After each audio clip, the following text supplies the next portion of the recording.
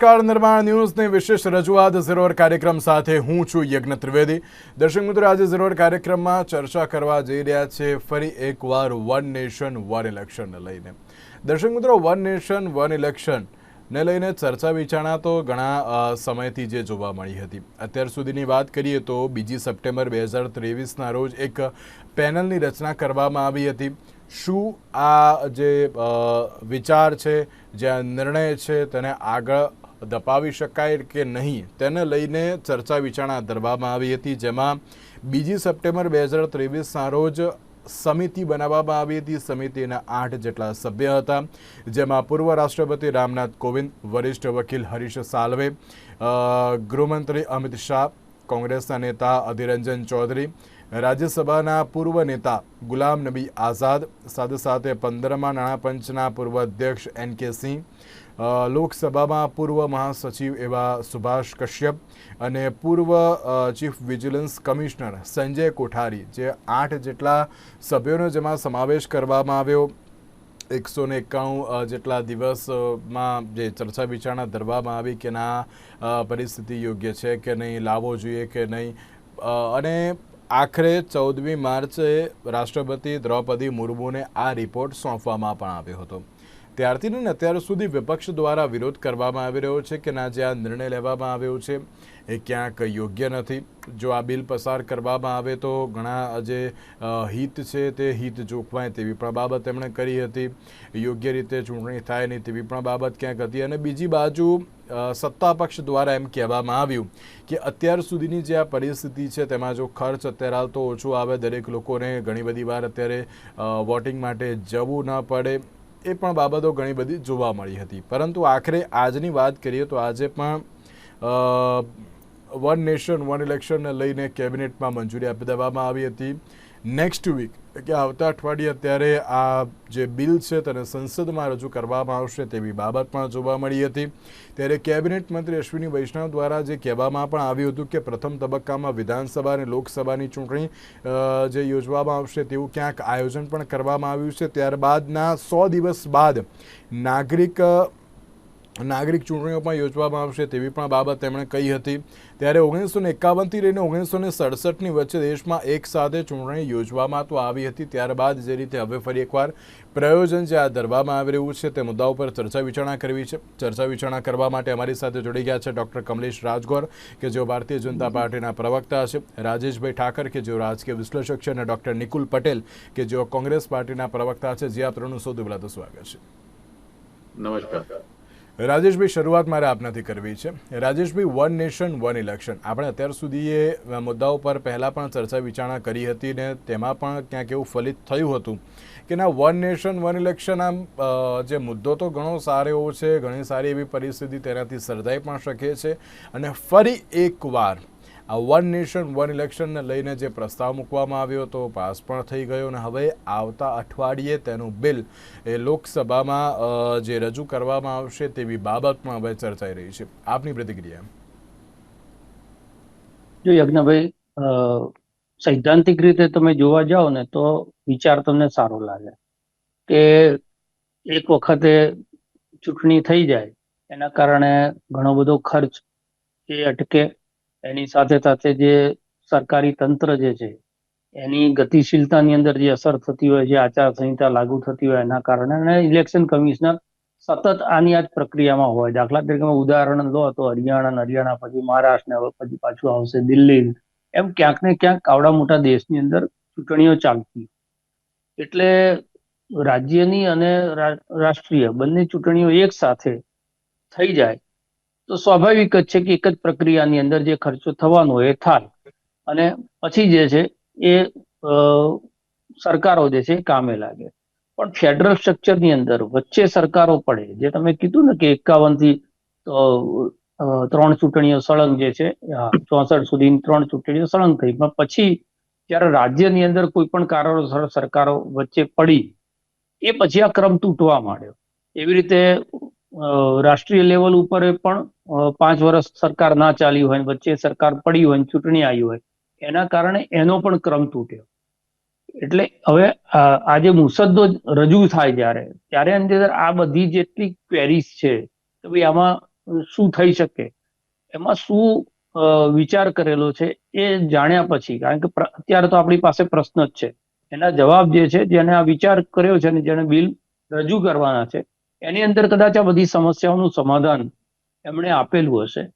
પણ સવાલ એ થાય કે જ્યારે આ કરવાનો વિચાર આવ્યો ત્યારથી કમસે કમ ક્લસ્ટર ઇલેક્શન થયા હોત. દાખલા તરીકે હરિયાણાનું થયું, પછી મહારાષ્ટ્ર થયું, પછી ફેબ્રુઆરીમાં હવે દિલ્હીની ચૂંટણી આવે છે. 2024ની લોકસભાની ચૂંટણી પછી, તો લોકસભાની ચૂંટણીની સાથે 6 મહિનાની અંદર જેટલા રાજ્યોની અંદર ચૂંટણી આવતી હોય, કાં તો રાજ્યોની અંદર હિમાચલ અને કર્ણાટકની ચૂંટણી આપણે અલગ અલગ જોઈએ કે એક મહિનાના અંતરની અંદર, તો જે 6 મહિનાની અંદર ડ્યુ થતી ચૂંટણીઓ હોય એને ઇલેક્શન કમિશને ક્લસ્ટર કરી અને એ બધી ચૂંટણીઓ કરાઈ હોય તો એક પ્રયોગ થાય કે ભાઈ કમસે કમ 6 કે 7 રાજ્યો તો એવા છે કે જેની ચૂંટણી એક જ સાથે આવશે દેશની અંદર. એટલે અત્યારે જે મહિને દર મહિને ચૂંટણી આવે એના બદલે બને કે 5 કે 6 વખત એ પ્રક્રિયાઓ કરવી પડે.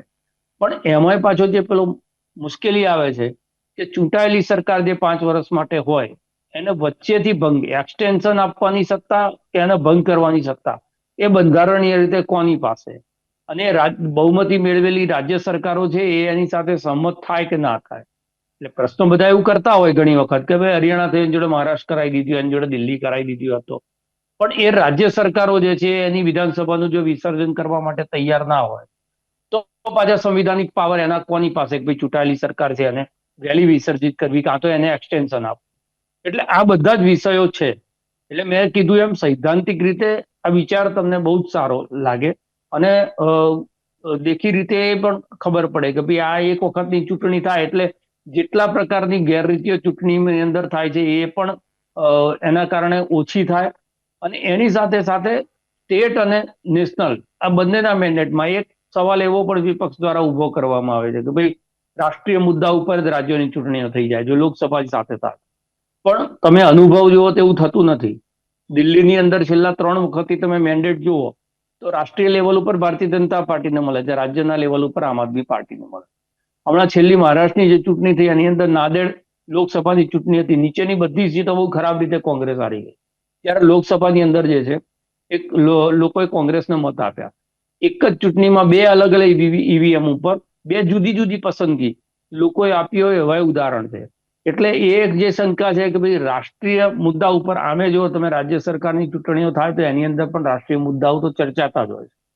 એટલે એનો વિરોધ કરવા માટે આ એક જ વિષય જે છે એનું સમાધાન શોધવાની જરૂર છે કે સંઘીય ઢાંચાની અંદર જે રાજ્ય સરકારો વહેલી પડી જાય એ રાજ્ય સરકારોને પછી આ વન નેશન વન ઇલેક્શન નીચે આવરી લેવા માટે એની જે ટાઈમ ટેબલ છે એ જે ડિસ્ટર્બ થયું છે એના માટે આ મુસદ્દો છે એ શું વિચાર કરે છે અને એ સંવિધાન યુક્ત છે કે કેમ, કાં તો બધા જ રાજ્યોને એ લાગુ પડે છે. અને સૌથી મોટી ચેલેન્જ આપણા દેશની ભૌગોલિક પરિસ્થિતિ, કારણ કે ક્યાંક -ડિગ્રીની અંદર ઠંડી હોય, તમે સાઉથમાં જાઓ તો ચોમાસાની અંદર ભરપૂર વરસાદ પડતો હોય, નોર્થ ઇસ્ટમાં જાઓ તો 100 ઇંચ સુધીના વરસાદ પડતા હોય, અમુક સ્ટેટ હોય એની અંદર ભીષણ ગરમી પડતી હોય. તો આ ટાઈમ ટેબલ ગોઠવતી વખતે ભૌગોલિક પરિસ્થિતિ પણ ધ્યાનમાં લેવી પડે કે બધા જ રાજ્યની અંદર સાનુકૂળ પરિસ્થિતિ છે કે નહીં અને કયા મહિનામાં છે અને એની અંદર આ ચૂંટણી થાય. એ સિવાય સંસાધન ઉભા કરવા, એટલે અત્યારે આપણે જોઈએ છીએ કે એક રાજ્યની અંદર ચૂંટણી હોય તો પણ 6 કે 7 ફેઝમાં કરવી પડે. જે ફોર્સિસ છે બીજા સ્ટેટમાંથી મંગાવવી પડે. જે પ્રશાસન છે એને પણ એક જગ્યાએ ચૂંટણી પતી એટલે બીજા ફેઝમાં સીઆરપીએફ કે એસઆરપી કે એના જવાનોને ડિપ્લોય કરવામાં આવે છે. એટલે ઓછામાં ઓછા માણસોથી વધારે કામ લઈ શકાય. આમાં મેનફોર્સ પણ આખા દેશમાં એક સાથે તમે જયારે બધા જ રાજ્યોમાં ચૂંટણી કરાવો ત્યારે મેનફોર્સ પણ એટલી વધારે જરૂર પડે, સંસાધનોની એટલી વધારે જરૂર પડે.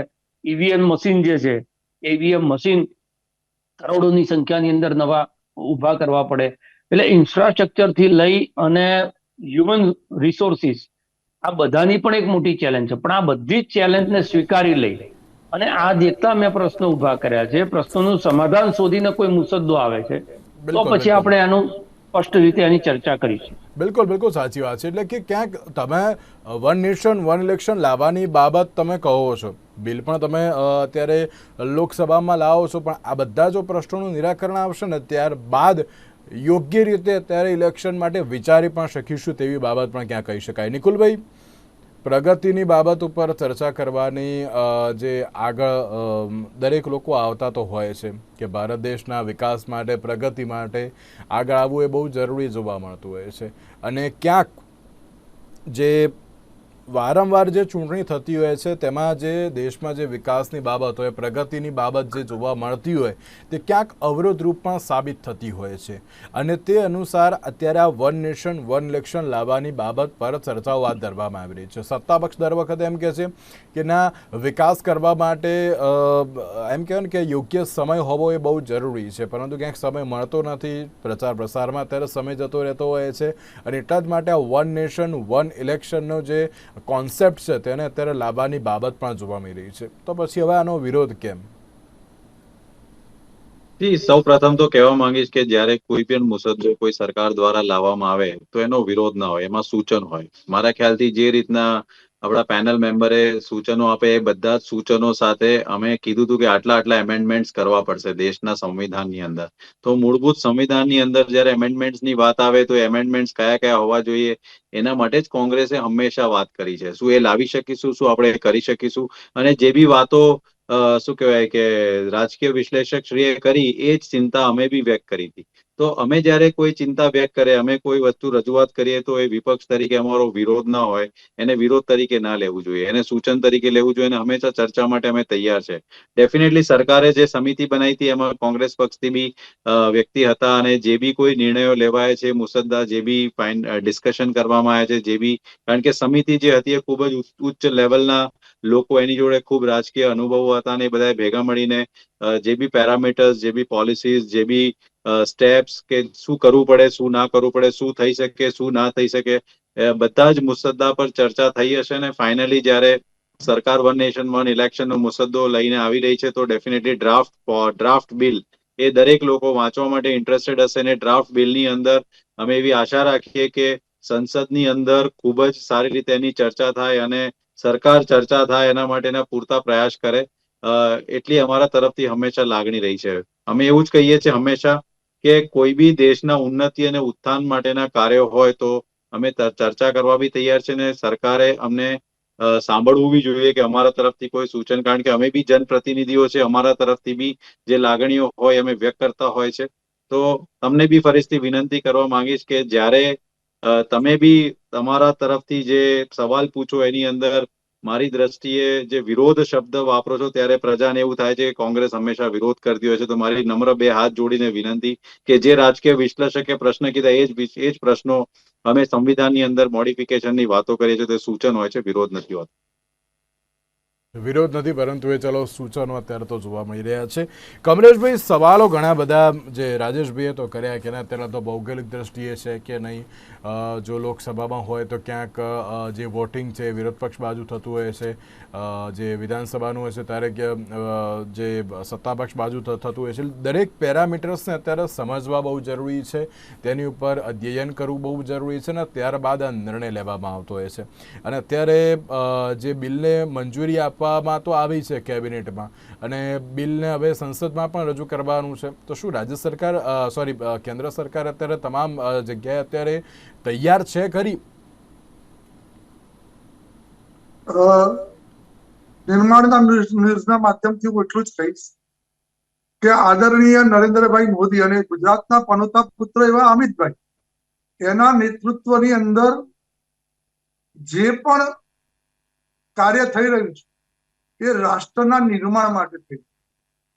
ક્યાંક રાષ્ટ્રનું નિર્માણ કરતા કરતા અવરોધો આવે છે તો એના અવરોધોની સામે ક્યાંક ને ક્યાંક જે સૂચનો આવે અથવા જે પણ કરવું પડતું હોય છે કાર્ય, એ આ ભારતીય જનતા પાર્ટીની સરકાર અને આદરણીય નરેન્દ્રભાઈ મોદીની સરકાર કરતી હોય છે. અને એને સૂચનોને સ્વીકારીને સાચી દિશામાં ક્યાંય આગળ વધવું, જેનાથી આ રાષ્ટ્રનું નિર્માણ થાય અને નિર્માણ થઈને એ રાષ્ટ્રનું ભાવિ ઉજ્જવળ બને એ તરફ આપણે આગળ વધીએ છીએ. 2047ની અંદર આ દેશ મહાસત્તા બને અને એ પ્રથમ હરોળની અંદર બેસે એ માટેનું કાર્ય આદરણીય નરેન્દ્રભાઈ મોદી કરી રહ્યા છે. જ્યારે આ એક દેશ અને એક નેશન અને એક ઇલેક્શન આ વિષયની ચર્ચા થઈ ત્યારે કોંગ્રેસના મિત્રો પણ એમની સાથે હતા. એમણે પણ ચર્ચા કરી છે, એમને જ પણ સૂચનો આપ્યા છે અને સૂચનો આપ્યા પછી એ સૂચનોમાં જે પણ ફેરફાર કરવા પડતા હોય એ લોકોએ ચર્ચા વિચારણા કરીને કર્યા છે. અને હવે જ્યારે એ ફ્લોર ઉપર માત્ર સંસદમાં મૂકવાનું હોય, આપણે બંધારણને અનુસરીને સંસદમાં મૂકવાનું અને બહુમતીના આધારે એ પાસ થાય ત્યાં સુધી એ જ્યારે અમલીકરણ નથી બનતું ત્યાં સુધી એ જો સંસદમાં પણ ચર્ચા થશે તટસ્થ રીતે, તો જ્યાં પણ ત્રુટીઓ રહી ગઈ હશે એ આપણે નિવારી શકીશું. એટલે માત્ર સૂચન, કોંગ્રેસના મિત્રએ બહુ સારી વાત કરી આજે કે અમે વિરોધ નથી કરતા, સૂચનો રજૂ કરીએ છીએ, પરંતુ એ સૂચનો એમના પરિપૂર્ણ થઈ ગયા છે અને ક્યાંક જ્યાં સૂચનો હશે ત્યારે એ કમિટીએ નક્કી કર્યું હશે અને હજુ પણ સંસદમાં જે આપણે આ વિષય મૂકીશું ત્યારે એની પણ ચર્ચા થશે એટલે એ પરિપૂર્ણ થઈ જશે. પરંતુ ક્યારેક એવું બનતું હોય છે કે સત્તાધારી પક્ષ કરે તો એ ખોટું અને અમે ક્યાંક કહીએ એ સાચું. જો આવી વસ્તુ થાય તો શું થાય, રાષ્ટ્રને જ્યારે આપણે સારા પથ ઉપર લઈ જતા હોઈએ તો એમાં અડચણો ઊભી જતી હોય છે. ચોક્કસ જ્યારે પણ અંગ્રેજોના જમાના, અંગ્રેજો છોડી ગયા પછી જે અંગ્રેજોએ આ રાષ્ટ્રને આપણને કંઈક આપીને ગયા બંધારણ, અને એ આપણે એના પ્રમાણે જે નિયમો હતા, એ કાયદા હતા, એ એક્ટ હતા, એ પ્રમાણે ચાલ્યા. પરંતુ આજે એવું જરૂરી નથી એ કાયદાઓ જ આપણે અમલમાં રાખીએ, એવું જરૂરી નથી જે માળખું આપણે પહેલા 100 વર્ષ પહેલા કરી રહ્યા હતા એ જ આજે કરીએ. ધીમે ધીમે શરૂઆત કરતા કરતા 75 વર્ષ થયા ત્યારે ચોક્કસ આપણે એવું નિર્માણ કરીએ કે આવનારા 25 વર્ષોની અંદર ક્યાંક ને ક્યાંક જરૂરી હતા એ નિયમો રે, એ એક્ટ રે. વન નેશન વન એક્ટ અમે એ પણ લાવી રહ્યા છીએ. આવું નહીં વન નેશન વન ઇલેક્શન નહીં, પરંતુ વન નેશન વન એક્ટ. ધારો કે કાશ્મીરની અંદર જુદો એક્ટ હોય, કર્ણાટકની અંદર જુદો એક્ટ હોય, ભલે રાજ્ય જુદા જુદા છે પણ રાષ્ટ્ર તો એક છે ને. તો દરેક રાષ્ટ્રની અંદર એક જ એક્ટથી દરેક વ્યક્તિનું કામ થાય એ પણ અમે કરી રહ્યા છીએ. એટલે ભારતીય જનતા પાર્ટી હંમેશા પોઝિટિવ વિચારધારા કરીને ક્યાંક નાના મોટા સૂચનો હોય તો એને સ્વીકારીને એને અનુરૂપ કરીને ચોક્કસ આગળ વધતી હોય છે. અને આવનારા દિવસોની અંદર એવું પણ સાંભળવા મળ્યું છે કે જ્યારે જ્યારે સૂચનો આપવામાં આવે છે, સૂચનો ક્યાંક જે રાજ્ય સરકાર હોય કે પછી કેન્દ્ર સરકાર હોય તે ક્યાંક તે સાંભળતા નથી તેવી બાબત પણ જોવા મળતી હોય છે. જો એક વસ્તુ છે, સાંભળતા નથી એવો આક્ષેપ લોકો કરે છે. જો સાંભળતા ન હોય તો જે સૂચનોના સુચારા કર્યા હોય એ કાયદેસર રીતે પહેલા ફ્લોર ઉપર પહેલા મૂકતા હોય છે, પછી એમની કમિટીના સભ્યો પણ, બીજા વિરોધ પક્ષના કમિટીના સભ્યો પણ હોય છે, એ પણ ફ્લોર ઉપર મૂકતા હોય છે. પરંતુ આમાં જો હું તમને કહું, કોંગ્રેસના જ અમુક બનાવેલા કાયદાઓ અને જે પણ ખરડાઓ હતા એ આપણે સંસદમાં લાયા, જેમ કે જીએસટી અથવા બીજું ઘણું બધું. તો કોંગ્રેસે જ્યારે એ વખત પોતાની સરકાર હતી ત્યારે એ જ વસ્તુ સારી લાગતી હતી. હવે કોંગ્રેસને એમાં વિરોધ કરવો હોય તો કરી શકે છે, પરંતુ રાજનીતિક બનાવીને વિરોધ ન કરવો જોઈએ એવું હું માનું છું. આમાં ક્યાંક ને ક્યાંક જે પણ વસ્તુ હશે એ કોંગ્રેસના વખતમાં કોંગ્રેસના દિગ્ગજો નેતાઓ હતા એઓ પણ એને અમલમાં લાવવા માટે કામ કર્યું અને ન કરી શક્યા. ભારતીય જનતા પાર્ટી જ્યારથી એમના આગળ આવી ત્યારે એમના સારા સારા સૂચનો હતા, સારા સારા નિયમો હતા, સારા સારા ખરડાઓ હતા, જે પણ લાવવાનું વિચારતા હતા એને અમલ કરીએ છીએ, ઇમ્પ્લિમેશન કરીએ છીએ. ક્યાંક જે ત્રુટીઓ રહી જતી હશે એ સંસદમાં પૂરી કરીશું. તમે જ્યારે વાત કરી અને તમે એમ પણ કહો છો કે ના વન નેશન વન એક્ટ પણ અમે લાવીશું, જો વિપક્ષ નહીં માને તો? નહીં, ચોક્કસ જો એક વસ્તુ છે, વિપક્ષ નહીં માને તો બંધારણની રીતે જે પણ થતું હશે એ રીતે થશે ને. બંધારણમાં બહુમતી ચાલતી હોય. દરેક વસ્તુ જ્યારે કોઈક નવી લાવો ને તો તેને સમજાવવી બહુ જરૂરી જોવા મળતી હોય છે. જો સમજાવવામાં નથી આવતી તો ક્યાંક તેનો વિરોધ પણ તો થતો હોય છે. એમને વિરોધ ભલે થાય પણ જજે એવું કીધું કે માત્ર વિરોધ કરો એટલે કે તમે કોઈ એમ ના હોય. આમાં બહુમતી એ કામ થતું હોય છે. એટલે જયારે બહુમતી કહેતી હોય, બહુમતી આપણા ફેવરમાં જે વાત કરતી હોય એ બહુમતી કે એ રીતે આ રાજ્યની અંદર કાયદો બનતો હોય છે, એ રીતે વિચારધારા હોય છે. એટલે માત્ર સંસદમાં પણ બહુમતી જોઈએ, રાજ્યસભામાં બી જોઈએ, લોકસભાની અંદર પણ જોઈએ. એટલે જે પણ વસ્તુ નવી લાવીએ એ માત્ર ઠોકી બેસાડવા માટે અમે નથી નવી લાવતા, પ્રજાના હિતમાં લાવતા હોઈએ છીએ અને પ્રજાના પ્રતિનિધિઓ એમાં ચર્ચા કરે અને પ્રજા જી બિલકુલ, જ્યારે પ્રજાના પ્રતિનિધિઓ પસાર થાય પછી આપણે એને અમલતા હોઈએ.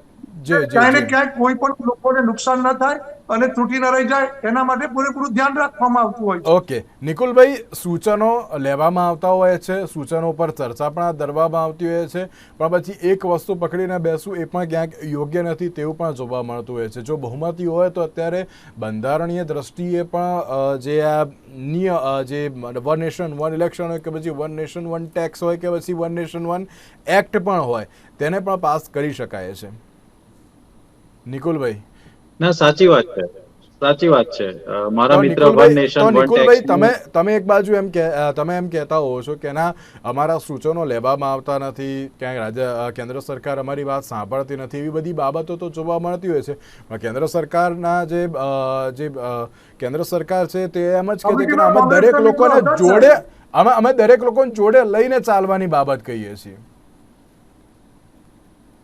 સૌ પ્રથમ તો વન નેશન વન ટેક્સ ની વાત કરીશ કે જ્યાં સરકારે એવું કીધું હતું કે વન નેશન વન ટેક્સ હોવો જોઈએ અને જીએસટી ના ઇમ્પ્લિમેન્ટેશનમાં જે તકલીફો પડી એના હંમેશા ધ્યાન દોરવાનો પ્રયત્ન કર્યો, પરંતુ ભારતીય જનતા પાર્ટી હંમેશા એવો પ્રયત્ન કર્યો છે કે અમે એના વિરોધ કરીએ છીએ. શું સારી રીતે સુચારુ રીતે કોઈ બી વસ્તુ ઇમ્પ્લિમેન્ટ થાય તો હંમેશા આવકારદાયક છે, પરંતુ આજની તારીખે બી વન નેશન વન ટેક્સ આ દેશની અંદર છે ખરો?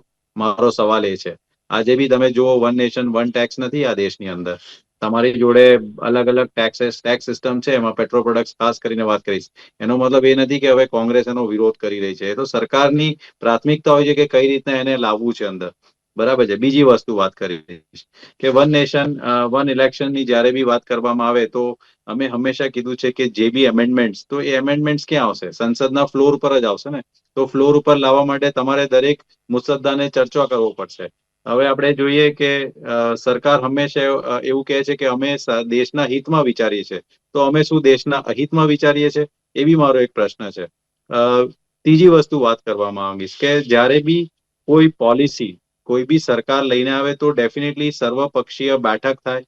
સર્વપક્ષીય બેઠક થાય, બેઠકની અંદર ચર્ચા કરવામાં આવે અને ચર્ચા કર્યા પછી તમે જો એને યોગ્ય રીતે ફ્લોર ઉપર લાવવાનો પ્રયત્ન કરવામાં આવે તો દરેક લોકો એવું ઈચ્છે કે અમારી સહમતિ છે, અમને પૂછવામાં આવ્યું હતું ને અમારા જે યોગ્ય રીતે જે અમે કીધું તે બધું લેવામાં આવ્યું છે. પરંતુ આપણે જોયું છે કે વન વે ટ્રાફિક હોય છે હંમેશા કોઈ બી પોલિસીની અંદર. હવે અત્યારે અચાનક જ એકદમ વન નેશન વન ટેક્સ ને વન નેશન વન ઇલેક્શન ને તમે કેબિનેટમાં અપ્રૂવ આપી દીધું. કેબિનેટમાં અપ્રૂવ આપી દીધું એટલે એક જાતનું એને અપ્રુવલ મળી ગયું. હવે એ સંસદમાં આવશે, બરાબર છે. પરંતુ એ પહેલા જ તમે સર્વદલીય બેઠક બોલાવો ને, શું કરવા નથી બોલાવતા? અને પછી કહો કે આ દેશના હિતમાં ઇમ્પોર્ટન્ટ મુદ્દો છે અને આપણે આ રીતના કરવાના છે. છેલ્લા દિવસ સુધી સરકાર કોઈને જણાવે નહીં ને અચાનક જ બિલ મૂકી દે તો એનો અધ્યયન માટે બી એક સમય મર્યાદા હોય છે, બરાબર છે. 15 દિવસનું તો નોટિસ લગભગ સંસદમાં આપવાનું હોય છે. તો હવે આ રીતનું જે પ્રક્રિયા હોય છે તો ઘણીવાર ચિંતાનો વિષય એટલે થાય છે કે ઘણા મુદ્દાઓ દેશહિતમાં ન હોય અને ઇમ્પ્લિમેન્ટ થઈ જાય તો એની જે ઇમ્પ્લિમેન્ટેશનમાં તકલીફો પડે છે તો જનતાએ ભોગવવાનું આવે છે. એના માટે અમે હંમેશા જે સંસદીય પ્રક્રિયા છે એને પરિપૂર્ણ થાય અને સારી રીતે થાય એના માટે આગ્રહ કરતા હોઈએ છીએ. પ્રશ્ન થોડું ટૂંકમાં મને કહેજો પ્લીઝ. રાજેશભાઈ, આ જે બંને પ્રવક્તા દ્વારા એમ કહેવામાં આવ્યું કે અમે ચર્ચા કરવા માટે તૈયાર છે, અમે ચર્ચા પણ કરીશું, પણ શું લાગે છે કે ના સંસદમાં આ મુદ્દાઓ પર યોગ્ય ચર્ચા થશે? અને જે પ્રમાણે નિકુલભાઈએ પણ એક પ્રશ્ન મૂક્યો કે જ્યારે તમે કોઈ પણ બિલ લાવવાની બાબત કહો છો તો દરેક લોકોને વિશ્વાસમાં લેવા એ બહુ જરૂરી જોવા મળતા હોય છે. સર્વપક્ષીય બેઠકમાં અત્યારે મળે અને જે પણ તમારે મુસદ્દો લાવવો હોય તેની ઉપર પહેલાં ચર્ચા કરો ને ત્યારબાદ કોઈ અત્યારે બિલ મૂકવાની જે બાબત પણ જોવા મળતી હોય છે. શું લાગે છે ચર્ચા થશે ને ક્યાંક સર્વપક્ષીય બેઠકમાં જે તમામ પક્ષને સાથે રાખીને આગળ ચાલવાની બાબત છે તે જોવા પણ મળશે? તેમ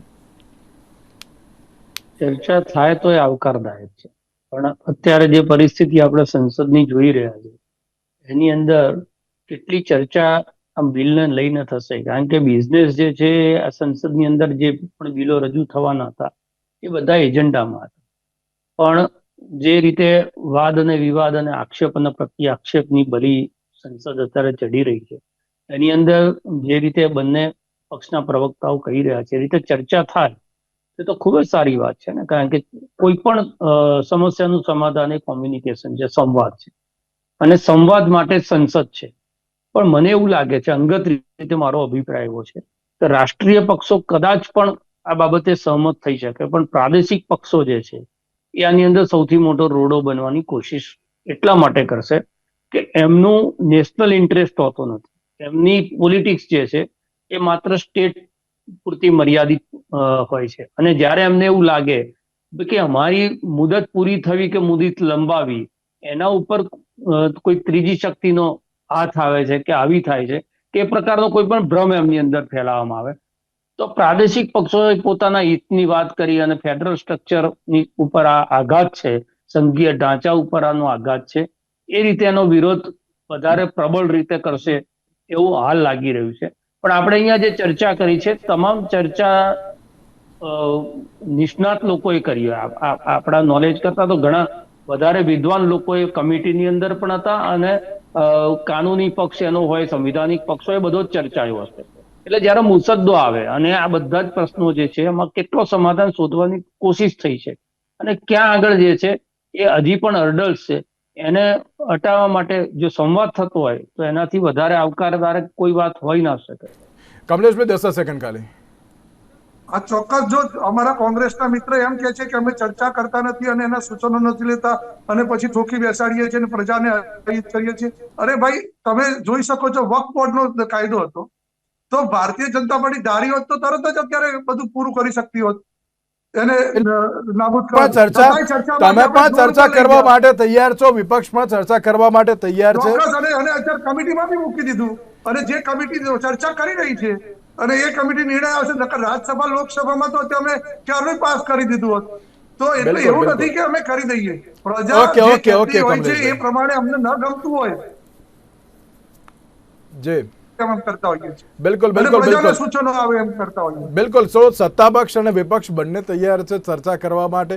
વન નેશન વન ઇલેક્શન ઉપર જે બિલ લાવવાની તો બાબત જોવા મળી રહી છે, આગામી સમયમાં બિલ તો લાવવામાં આવશે, પણ તેની સાથે યોગ્ય ચર્ચા વિચારણા ક્યારે ધરવામાં આવશે અને શું આ બિલ વખતે કેવા પ્રકારની પરિસ્થિતિ સર્જાશે તે તો આવનારો સમય જ બતાવશે. કમલેશભાઈ, રાજેશભાઈ અને નિકુલભાઈ, આપ ત્રણેય આભાર સાથે આ ચર્ચા વિચારણામાં જોડાવા માટે. દર્શક મિત્રો, આજના જરૂર કાર્યક્રમમાં રજા આપશો. નમસ્કાર.